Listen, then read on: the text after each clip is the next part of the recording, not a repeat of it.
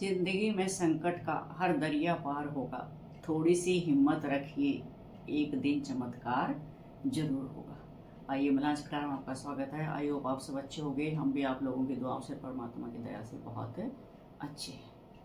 तो आइए एक बहुत ही मोटिवेशनल स्टोरी लेकर आई हूँ। बने रहिए मेरे साथ एंड तक और आपको स्टोरी अच्छी भी लगेगी और उससे हम बहुत कुछ सीखेंगे साथ साथ हमारा हौसला भी बहुत बढ़ता है। तो ये कहानी एक सेठ की है। एक बहुत ही धनाढ़ सेठ थे।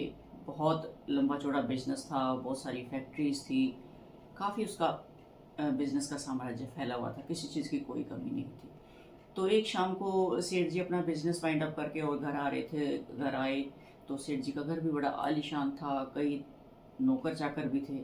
जैसे सेठ जी घर में अंदर घुसे तो घर में जो है पूजा पाठ चल रहा था, लेकिन सेठ जी जो है इस चीज़ से हमेशा दूर रहते थे। पूजा पाठ से, भगवान से, इन चीज़ों से थोड़ा सा किनारा करते थे। तो वो इनसे बचकर अपने कमरे में चले गए और बैठकर अपने कमरे में दिन का अपना हिसाब किताब लगाने लग गए।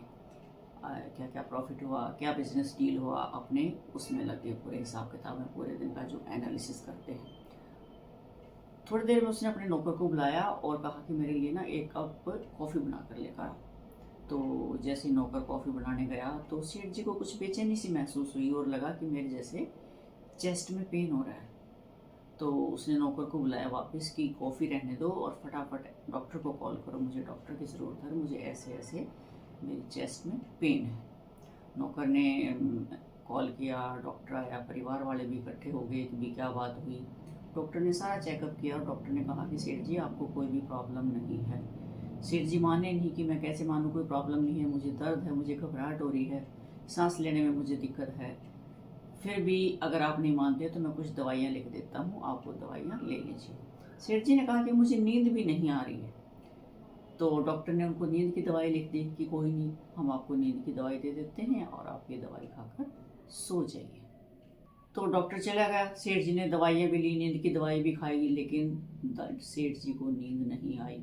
सेठ जी को पूरी रात बेचैनी होती रही और वो घबरा कर बिस्तर पर बैठ गए।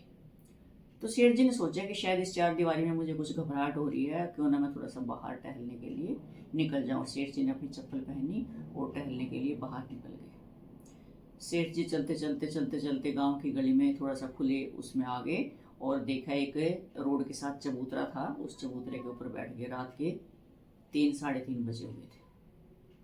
तो वहाँ बैठे बैठे भी सोचते रहे, अपने पास्ट के बारे में सोचते रहे, अपने बचपन के बारे में सोचते रहे, अपने बिजनेस के बारे में सोचते रहे कि मेरे पास सब कुछ है, कोई किसी चीज़ की कमी नहीं है, फिर भी मुझे ये घबराहट या तकलीफ क्यों है, मैं बेचैन क्यों हूँ, मुझे चैन क्यों नहीं है।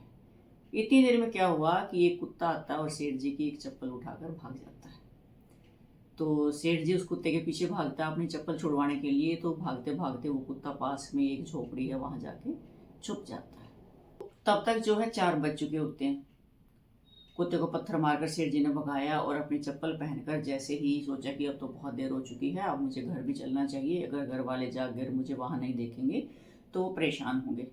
तो ऐसा सोचकर जैसे ही सेठ जी मुड़े घर की तरफ चलने के लिए, तो उसे एक महिला की जोर जोर से रोने की आवाज़ आई।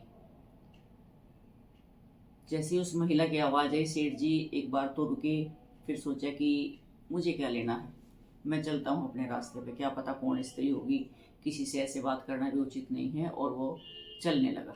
लेकिन फिर सेठ जी के अंतरात्मा से एक आवाज़ आई कि पूछ तो लेना चाहिए इस महिला को क्या समस्या है, क्यों रो रही है ये। तो सेठ जी ने मुड़कर आया, उस महिला का दरवाज़ा खटखटाया और पूछा कि बहन आप क्यों रो रही हो।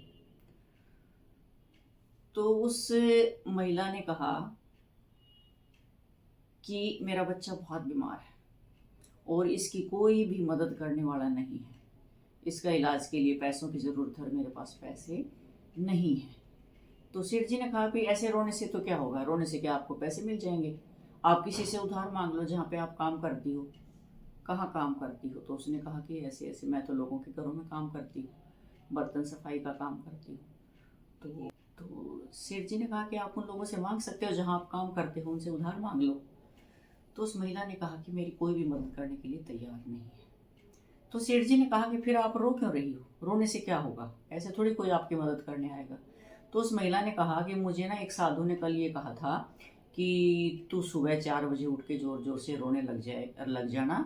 और परमात्मा सबके दुख दूर करता है, ईश्वर सबके साथ है, कोई ना कोई ईश्वर का भेजा हुआ बंदा तेरी मदद करने के लिए ज़रूर आएगा। तो ये सोचकर सेठ जी का भी दिल पसीज गया। उसने तुरंत एम्बुलेंस को कॉल किया, उस बच्चे को हॉस्पिटल लेके गए और वहाँ डॉक्टर से उसका इलाज शुरू करवाया और कहा कि इस बच्चे के इलाज का सारा खर्चा मैं दूंगा। उस औरत से भी कहा कि जब तेरा बच्चा ठीक हो जाए तो तू तब से मेरे पास आ जाना, मेरे पास बहुत बड़ा बिजनेस है, जहाँ तू जो भी काम करने लायक हो तू वहाँ आके नौकरी कर सकती है।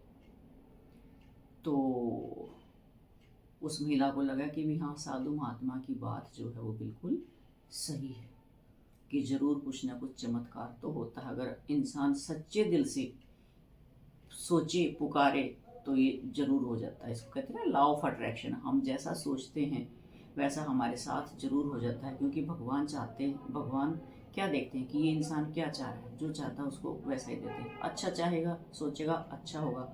हम अगर हमेशा बुराई सोचते रहेंगे तो हमारे साथ वैसा ही हो जाता है। ये होता है लॉ ऑफ अट्रैक्शन।